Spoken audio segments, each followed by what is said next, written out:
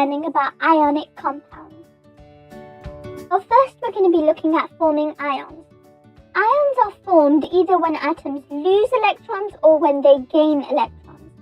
Atoms form ions to get full outer electron shells.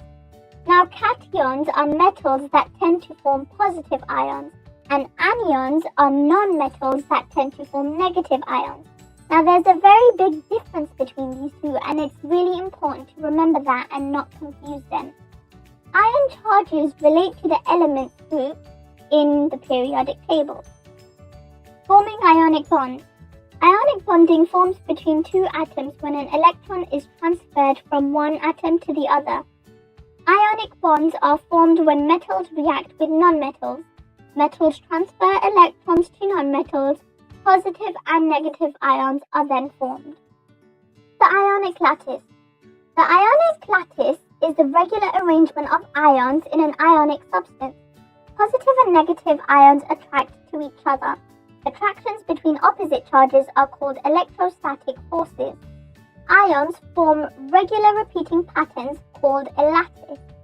The 3D lattice structure has alternate positive and negative ions. The ionic lattice contains billions of positive and negative ions. Properties of ionic compounds. The ionic lattice is held together by lots of strong electrostatic forces. Lots of heat energy is needed to break up the lattice.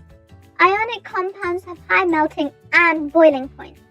Solid ionic compounds don't conduct electricity as the ions can't move.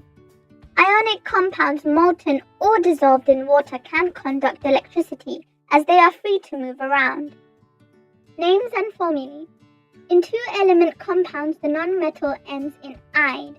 In compounds with two elements plus oxygen, the nonmetal name ends in "ate". Ionic formulae can be worked out from ionic charges. The formula shows the numbers of ions to balance charges so that they are neutral. Now, an example of aluminium chloride has been given.